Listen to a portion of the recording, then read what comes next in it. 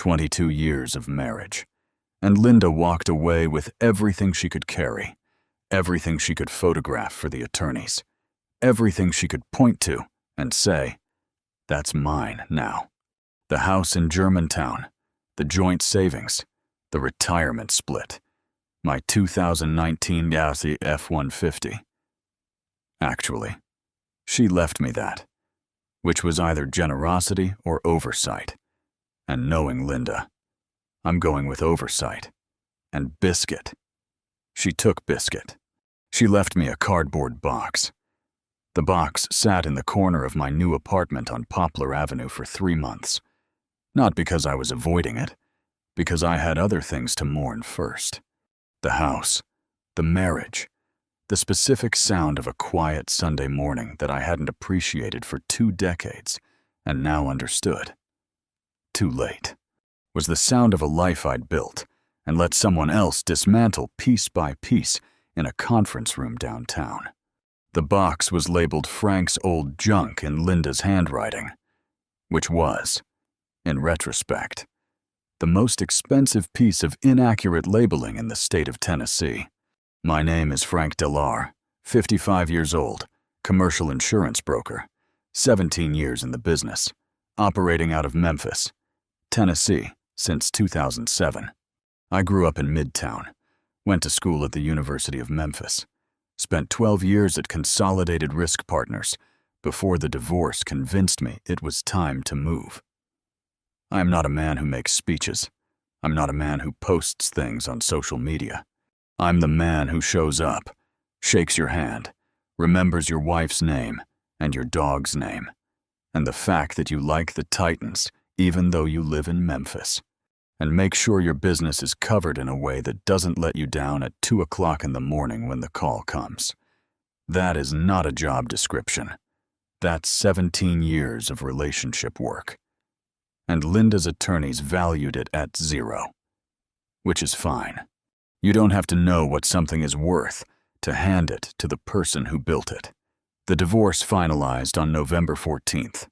By February 3rd, I'd spent 81 days in a 2-bedroom apartment on Poplar Avenue that smelled like fresh paint and someone else's decisions. My neighbor played acoustic guitar badly every evening around 7 o'clock. My kitchen window faced a parking garage. I had a coffee maker, a couch I'd bought at the Restoration Hardware clearance sale because old habits, and a box of business cards sitting in the corner of the 2nd bedroom like a patient old friend who wasn't in a hurry. Monday morning, 9:22 a.m. I woke up early because I always wake up early. 30 years of 7 o'clock meetings will recalibrate your biology permanently. And I made coffee and stood at the kitchen window looking at the parking garage and thought, today's the day. No particular reason. No deadline. Just the specific internal shift of a man who has finished mourning and is ready to do the next thing. I took the box to the kitchen table, cut the tape with a steak knife because I didn't own a box cutter yet, opened it. Old conference lanyards, a coffee mug from a risk management seminar in 2018, 3 phone charger cables that fit phones I no longer owned. A framed photo of me and my college roommate Danny Cole at a Grizzlies game that Linda had apparently decided wasn't worth keeping in the divorce, but also wasn't worth throwing away, because Linda's particular brand of cruelty was always calibrated to be deniable. And at the bottom, my father's card file, a worn brown leather card organizer, the kind that used to sit on every desk in America in the 1990s before everything went digital. My father had given it to me when I started at Consolidated Risk in 2007. "Keep your cards in here," he said. "The digital stuff disappears. Paper remembers." He wasn't a sentimental man. My father. He was a machinist from South Memphis who read the newspaper front to back every morning and believed that the only things worth keeping were the things that had already proven they could last. He died in March of 2002, 8 months before Linda filed for divorce. And I missed him every day, in the specific way you miss someone who would have known exactly what to say about the situation you're in. I opened the card file. 340 business cards organized alphabetically by client last name. Every major account I'd built at Consolidated Risk since 2007. Regional manufacturing companies. Mid-size distributors. 3 hospital systems. A regional bank holding company. A family-owned trucking operation with 11 locations across 4 states. 17 years of handshakes and remembered birthdays and funerals I attended. And hospital visits I made, and phone calls at odd hours that I always picked up, because that is what you do when someone trusts you with the thing that keeps their business running. Linda's attorneys had asked me to list my assets. I listed my bank accounts, my retirement, my vehicle, my personal property. Nobody asked about the cards. Nobody asked about the relationships. Nobody asked what it was worth when 340 clients called me by my first name and meant it. I went through every card, one by one, at that kitchen table with my second cup of coffee. I started making a list on a legal pad. Columns, client name, annual premium, years of relationship, last contact date, likelihood of following. I've been doing this kind of analysis for 17 years. I knew my book the way a rancher knows his land. Every corner, every fence line, every place where the ground went soft. By noon, I had my answer. 340 clients, 287 still active with Consolidated Risk. Approximate total annual premium on accounts I'd personally built and managed. $4.7 million. Percentage of those clients who had followed me when I'd changed firms once before. In 2012, 83%. Linda's attorneys had taken 22 years of visible assets and left me 22 years of invisible ones. I sat at that kitchen table with my legal pad and my father's card file. And I felt for the first time since November 14th. Completely calm. I didn't know yet that I was about to make the single most important phone call of my professional life. I didn't know yet that Mike Grasso had been waiting 6 years for me to make it. And I absolutely did not know yet that Biscuit, the 8-year-old beagle Linda had taken in the settlement, was going to be living in my apartment by April, because Linda's new building on Union Avenue had a no-pets policy she had apparently not read before signing the lease. Some things work out. Mike Grasso and I had been friends since 2009, when we'd competed on opposite sides of a bid for a regional logistics account, and ended up sharing a table at the industry dinner afterward, and discovered we had identical opinions on the Memphis, Grizzlies, expense account lunches, and what makes a client relationship actually last. He'd been senior partner at Sterling Risk Group since 2018. Sterling was a regional firm. East Memphis office on Poplar. Strong in mid-market commercial. The kind of shop that grew by hiring people who brought their books with them because they had the sense to hire people worth bringing. Mike had tried to recruit times. 2017, 2019, 2021, once more. In January of 2023, 3 months before Linda filed, when I'd been in no position to think about a career move. I called him on a Monday afternoon. His assistant, a woman named Carol, who had worked the Sterling front desk for 11 years and had the particular efficiency of someone who has screened calls for a very long time, picked up on the second ring. Sterling Risk. Frank Deller calling for Mike Grasso. 1 moment, Mr. Deller. 3 seconds, then Mike's voice, and I could tell from the first syllable that he'd been hoping for this call. Frank Deller, tell me you're calling about what I think you're calling about. I'm ready, and I brought the book. A pause, then the sound of a man leaning back in his chair. How big? 4.7 in annual premium. I'd estimate 80 to 85% follow rate based on the last transition. Another pause, longer this time, the pause of a man running a calculation. Frank, I'm going to need you to come in today if you can. I can be there at 3 o'clock. I'll clear my afternoon. Welcome back to Sweet Family Revenge. Grab your snacks. Get comfortable. And remember, the people in these stories had every chance to behave themselves. They just chose wrong. Drop a comment and be sure to subscribe. You're going to love it here. Sterling Risk Group's East Memphis office occupied the top 2 floors of a building on Poplar Avenue, about 14 blocks from my apartment. I had driven past it approximately 300 times in the previous 81 days without once thinking about walking in, which tells you something about the specific paralysis of a man in the middle of a divorce. You stop being able to see the things that were available to you all along. Mike met me in the lobby. He's 53, built like a former college wrestler, who decided the gym was worth keeping even when the career ended. With the kind of handshake that communicates exactly what kind of man he is before a word gets spoken. He shook my hand, looked at me directly, and said, "You look terrible." 81 days on Poplar Avenue will do that. We're going to fix that. He gestured toward the elevator. Come on, I want you to meet the team. And the meeting lasted 2 hours and 40 minutes. Mike, his 2 other senior partners, a quiet, precise woman named Janet Bowman, who handled the numbers, and a third-generation Memphis insurance man named Roy Webb, who knew the regional market the way I knew my client file. And me, with my legal pad and my father's card file, and 17 years of relationship data that I had kept because my father told me paper remembers. Roy looked at the card file and said what everyone in the industry eventually says when they see a real book managed by a real broker. That's not a job.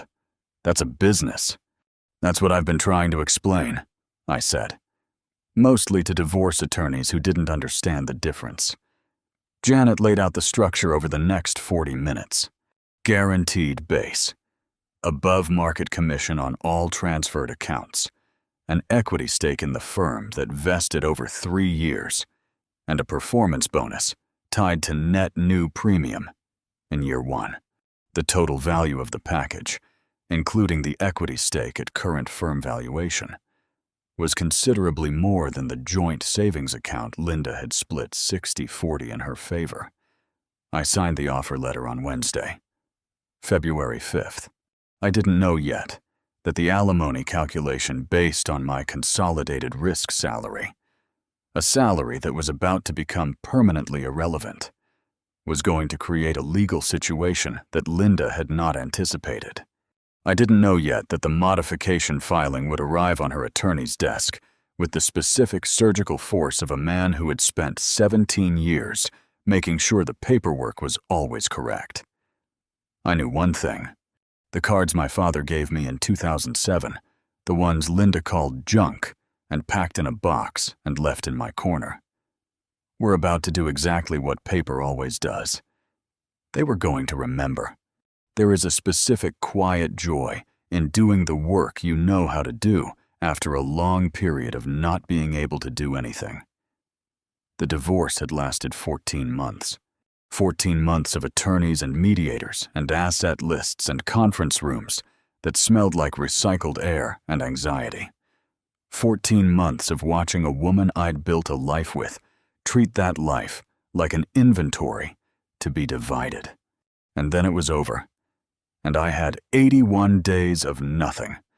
And then I had a card file and a phone and a list. Wednesday, February 5th, 2 days after I opened the box. The Sterling offer letter was signed and in my jacket pocket. I sat at the kitchen table at 7 a.m. because 30 years of early meetings, because the parking garage outside my window had already been awake for an hour, because some habits are worth keeping. And I opened the card file to the first card. Roger Abernathy, president of Abernathy Brothers Manufacturing. Memphis, Tennessee. Client since 2009. Annual premium on his commercial property and liability package. Approximately $127,000. Years of relationship. 15. Last lunch. October 2023 at Elfo's on South Main, where he'd told me about his grandson starting Little League, and I'd told him about the Grizzlies center's ankle. And we'd talked about his coverage limits for about 12 minutes out of an hour and a half. That's what nobody outside the industry understands about a real book of business. The coverage conversation is a fraction of the relationship. The relationship is what you're actually selling. The coverage is just the document that proves you showed up. I called Roger at 8:45. Frank Deller. I was wondering when you'd call, which is how you know a client relationship is real. He'd been wondering. I wanted to let you know I've made a move. Sterling Risk. Effective immediately. I wanted you to hear it from me before you heard it anywhere else. A pause, Sterling. Mike Grassa's outfit. That's the one. You taking your accounts. I'm calling clients I've worked with and letting them know where I landed. What they do from there is their call. Roger laughed. The specific laugh of a man who has been in business long enough to appreciate the way a well-constructed sentence can say several things at once. Frank. I've been with you since Obama's first term. You think I'm staying at Consolidated because of the wallpaper. I think you should make whatever decision is best for your company. My decision is that my broker is at Sterling now. When do you want to do the transfer paperwork? I can have Janet Bowman reach out this week. Tell her to call Carol. Carol handles my calendar. Roger Abernathy was the first call. He was not the last. I want to tell you about the calls. Because the calls are the story, not the legal filings. Those come later. And they arrive with the efficiency of a man who spent 17 years making sure every document was correct. The calls are where the 17 years actually lived. I called 43 clients over the course of 16 days. I made a call every morning at 8:45 because 8:45 is after the first coffee, but before the first meeting. And clients in the commercial space pick up at 8:45 because they're at their desks and not yet buried. I went alphabetically through the card file. I did not pitch. I did not sell. I introduced myself exactly as I was. Frank Deller, formerly of Consolidated Risk, now at Sterling Risk Group. And I told each client that I wanted them to know where I'd landed before they heard it from anyone else. Every single call followed the same emotional arc. Recognition. Warmth. The specific, unhurried tone of a business relationship that has been built over years and is therefore not in a hurry about anything. And then, without exception, the question, are you taking your accounts? And every single time I gave the same answer. I'm letting people know where I am. What they do is their choice. And every single time the client made the same choice. 38 out of 43. 88% follow rate. Linda's attorneys had valued my professional relationships at 0. The market had a different opinion. Janet Bowman was the most organized person I had met since my father, which is a high bar because my father filed his tax returns in January. She had the transfer paperwork for every following account processed within 3 business days of the initial call. She moved with the quiet, devastating efficiency of someone who understood that the longer you gave clients to reconsider, the more opportunities there were for Consolidated Risk's retention team to call and offer a discount. Speed was the strategy. Janet's speed was extraordinary. By February 21st, 16 days after I signed the offer letter, 38 accounts had formally transferred to Sterling Risk. Total annual premium on transferred accounts, approximately $4.1 million. I'd lost 5 accounts to retention efforts. A real estate development company that was deep into a consolidated relationship that predated me and 4 smaller accounts where the decision-maker had changed since my last contact.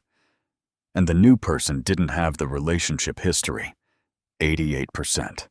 Mike called me into his office on Friday afternoon, February 21st. "Frank, you want to know what your book transferred at? I have a rough number. 412. That's the first-year premium projection on the transferred accounts." He leaned forward slightly. "That's a 7-figure book by any measurement in this market. Janet's already projecting an 8-figure book by year 3 based on renewal and cross-sell potential." A pause. "The equity stake we gave you, it just appreciated." "I figured it might." "You're not surprised." "Mike, I've been managing that book for 17 years. I knew what it was worth." He looked at me for a moment. The look of a man who had recruited me 4 times and was now doing the math on how much money he'd missed by not getting the yes sooner. Linda's attorneys really left the card file on the table. They called it junk. He shook his head slowly. 17 years of relationship capital, and they called it junk. Linda's handwriting. Her exact word. A pause. "Did you correct them? If you've been listening for a while and want stories like this to keep coming, it really helps if you hit that like button and subscribe. 97% of people never do, but it's what keeps this whole thing running. So, thank you for real. I want to tell you about the alimony calculation, because this is where the story moves from professional satisfaction into something that Linda's attorney probably still thinks about. The alimony order, signed by the family court judge in November based on the income figures both parties had submitted during the proceedings, was calculated on my base salary at consolidated risk. That salary was real. It was also, as of February 5th, my former salary.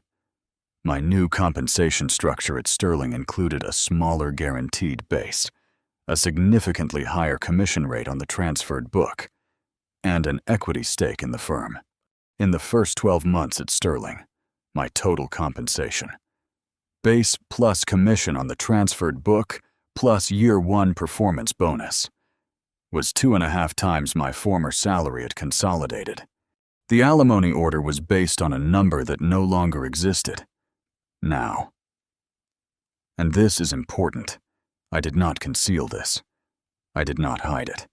I did not structure the Sterling deal to specifically undermine the alimony calculation, though I will not pretend the thought didn't cross my mind in about 45 seconds, and then get filed under. Do not do that. What I did was exactly what the law required. I disclosed the new compensation structure to my attorney, who filed the appropriate notification with the court. The notification that my income had changed, specifically that it had more than doubled, triggered a modification review under Tennessee law. Linda's attorney's response arrived on my attorney's desk in early March. I wasn't there for the call, but my attorney, a precise, unbothered man named Greg Potts, who charged $400 an hour and was worth every dollar, described it to me later as the sound of someone realizing they undervalued the wrong asset. The modification proceeding was, in the words of Greg Potts, straightforward, but not in the direction Linda expected. I didn't know yet what the modification review was going to produce. I didn't know yet that the asset Linda's attorneys had dismissed as a cardboard box of old junk was about to be formally valued in a family court filing for the first time.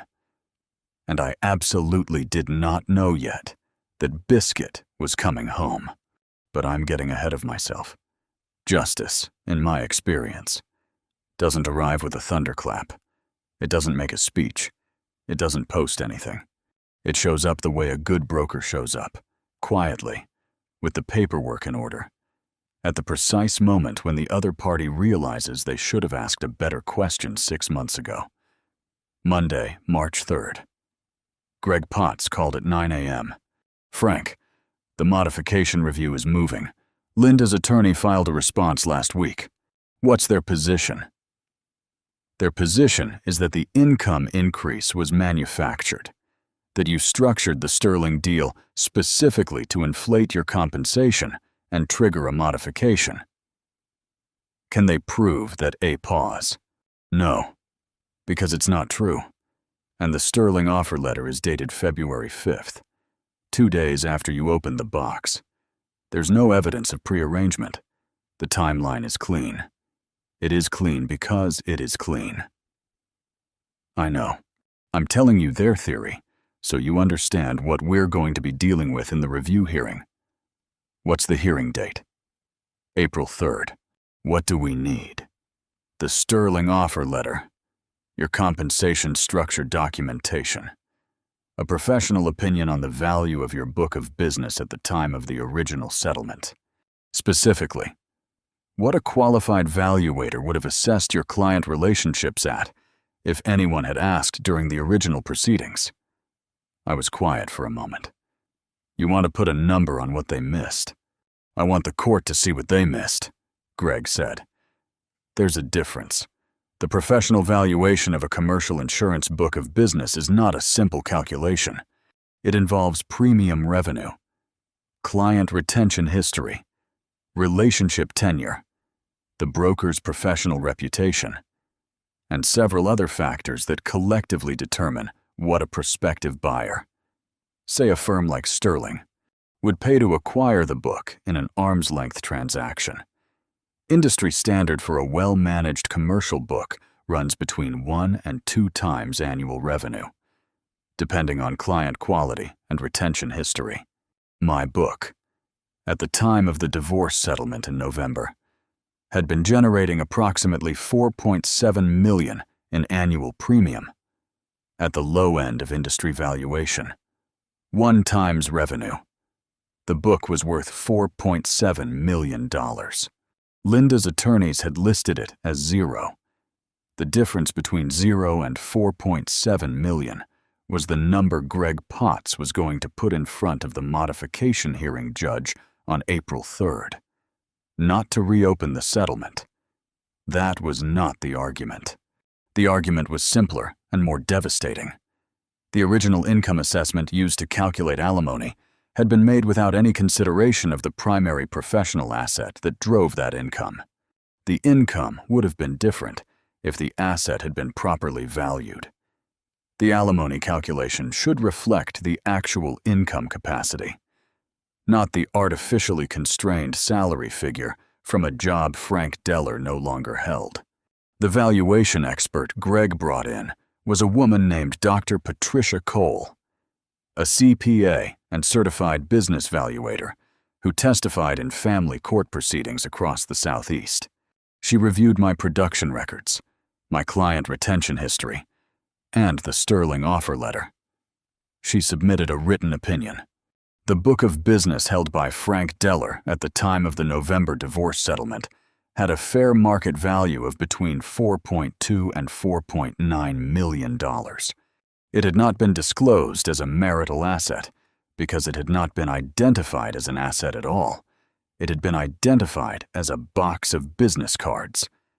Patricia Cole's written opinion used the word oversight 4 times in 12 pages. She was being generous. The word Linda's attorney used in his response to Greg was irrelevant. He was being optimistic. The hearing was on a Thursday morning in April 3rd. Family Court, downtown Memphis. Greg Potts arrived with the valuation report, the Sterling offer letter, the compensation documentation, and 17 years of production records from Consolidated Risk. Linda's attorney arrived with the argument that Frank Deller had engineered his own income increase to game the modification system. The judge reviewed both positions for 47 minutes. Then she said 5 sentences.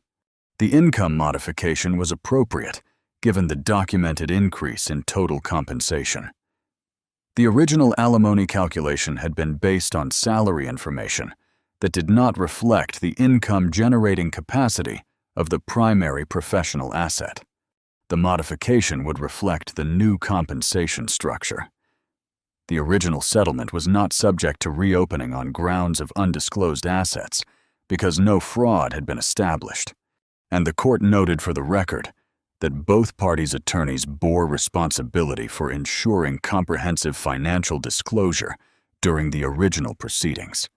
That last sentence was addressed to the room generally, but Linda's attorney was the only person in the room whose face changed color when it was delivered, Greg Potts said afterward. In the parking garage, in a voice that was about as close to gleeful as a $400 an hour attorney ever gets, Patricia Cole's opinion is now part of the permanent court record. Every time Linda's attorney files anything in this jurisdiction, that opinion is in the file. What does that mean practically? It means the next time Linda tries to modify anything, alimony, property, anything, every judge in this building knows what her attorney missed the first time. A pause. It's not a penalty. It's just a permanent note in the margin. A permanent note in the margin, I repeated. The most expensive kind. If you've made it this far, do us one quick favor. Subscribe. A lot of people watch without ever doing it, but it costs you nothing and means everything to us. Thank you, genuinely. I want to tell you about Biscuit because the story doesn't end in a courthouse. The story ends on a Tuesday evening in April at my apartment on Poplar Avenue when my phone rang, and it was Linda. I will tell you that I did not expect the call, and I will tell you that I answered it because the one thing I had committed to in the month since November was not making things worse by being petty, which is a harder commitment to keep than it sounds when the person calling you is the woman who packed your life in boxes and called the most valuable part of it junk. Frank, Linda. A pause. The pause of a woman who has prepared what she wants to say and is now recalculating whether she prepared correctly. The new building on Union. They have a no pets policy. I saw something about Union Avenue. Nice building.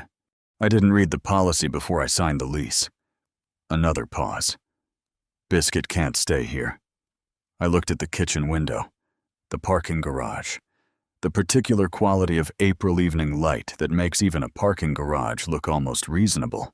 When do you need me to take him this weekend? If you can, I can. She was quiet for a moment.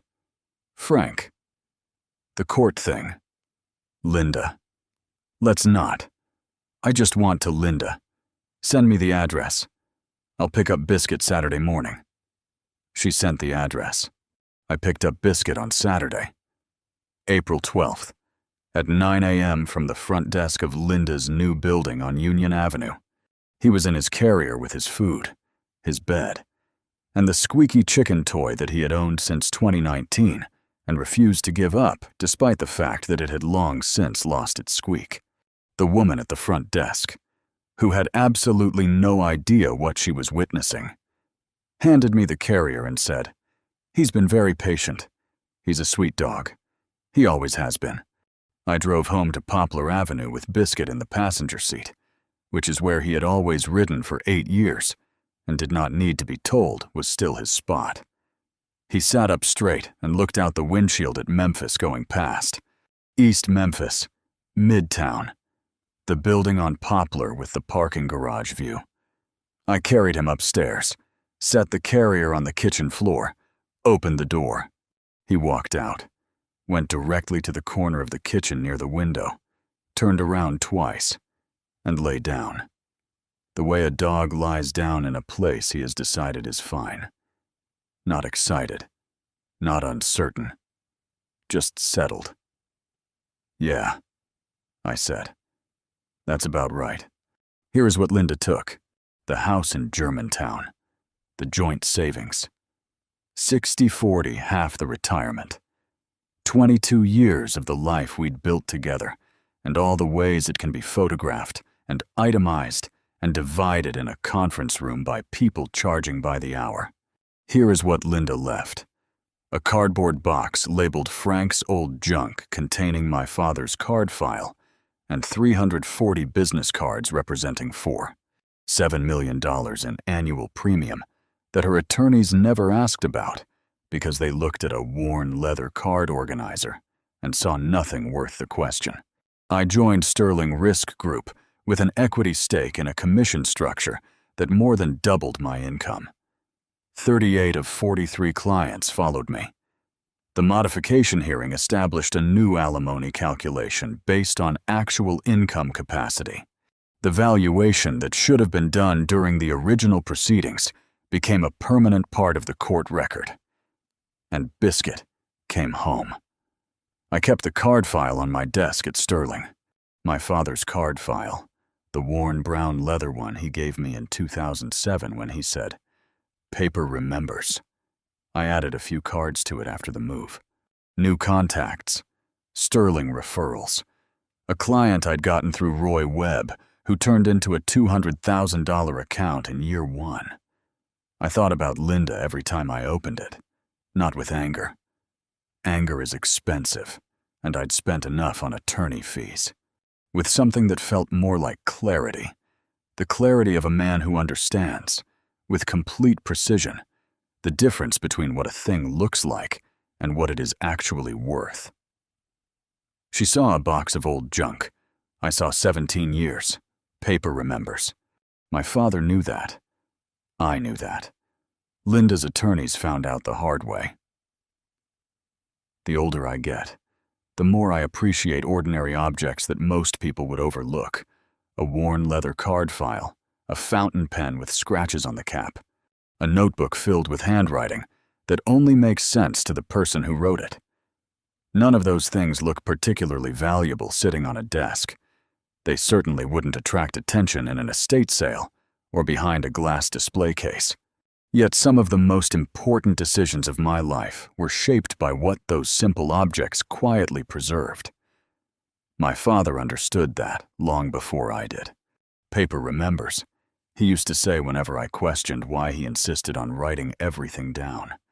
At the time, I assumed it was just another habit carried over from a different generation, a time before cloud storage and smartphones. Years later, I realized it wasn't about paper at all. It was about accountability. Memory changes with emotion. Stories evolve depending on who's telling them. Conversations become shorter, kinder, harsher, or conveniently incomplete as the years pass. Ink has no such problem. It simply waits. It doesn't exaggerate. It doesn't defend itself. It doesn't need to. It remains exactly what it was the day it was written. That card file became something much larger than a business tool. Every card represented a relationship built one conversation at a time, a client who trusted me with their company, a referral earned after years of doing careful work, a phone number written down after a chance meeting that eventually became a friendship. Looking through those cards wasn't like reviewing a contact list. It was like flipping through chapters of a life built patiently rather than quickly. Success rarely arrives in one dramatic moment. More often, it arrives one handshake, one promise kept, one recommendation, and one satisfied customer at a time until you suddenly realize you've spent years building something no one else fully noticed. Roy Webb understood that. He never introduced me to clients because he expected something in return. He did it because trust has a remarkable habit of multiplying when it's shared honestly. That first account eventually became 2. 2 became 6. 6 became a business that no longer depended on luck, but on reputation. Reputation is a peculiar kind of wealth. It cannot be inherited, borrowed, or purchased. It has to be earned slowly and protected consistently. Lose money, and you can earn more. Lose trust, and the recovery takes much longer. Linda never understood that because she measured value by appearance. The polished office, the expensive furniture, the visible assets that could be photographed and divided. She never noticed the quieter investments that were appreciating every single day. Relationships, credibility, goodwill. Those don't fit neatly into inventory lists, but they are often the reason businesses survive long after flashier competitors disappear. Looking back, I almost feel grateful for the misunderstanding. It forced me to ask myself what I truly considered valuable. The answer surprised me. It wasn't the settlement. It wasn't even winning the legal argument. It was discovering that everything I had spent nearly 2 decades building still belonged to me because it had never been locked inside a filing cabinet or hidden inside a bank account. It existed in the confidence people had when they dialed my number instead of someone else's. No court could divide that. No attorney could negotiate it away. Every now and then, a younger colleague asks for advice about building a successful career. They usually expect me to talk about strategy, investments, or negotiating contracts. Instead, I point toward that old leather card file sitting on the corner of my desk. I tell them to write people's names down, remember birthdays, return phone calls, keep promises, especially the small ones. Protect your reputation more carefully than your resume. The opportunities that change your life rarely come from strangers. They come from people who remember how you made them feel years earlier. Paper remembers, but so do people. If this story leaves you with one lesson, let it be this: never confuse visible value with lasting value. The world spends a great deal of time teaching us to chase what shines. Experience quietly teaches us to protect what endures. Character, trust, integrity, relationships built over years instead of transactions completed in minutes. Those are the assets that continue paying dividends long after everything else has been divided, sold, or forgotten. Today, that same worn leather card file still sits on my desk. The corners are softer now. The leather bears another decade of scratches. Some of the names inside belong to people who have retired. A few belong to people I've had the privilege of remembering at memorial services. New cards have taken their place, each representing another chapter still being written. Sometimes I open the file for no particular reason, other than to remind myself where this life was built, one honest relationship at a time. My father was right. He usually was. Paper remembers. More importantly, so does integrity. And in the end, that turned out to be worth far more than anyone who only saw an old box of cards could ever have imagined.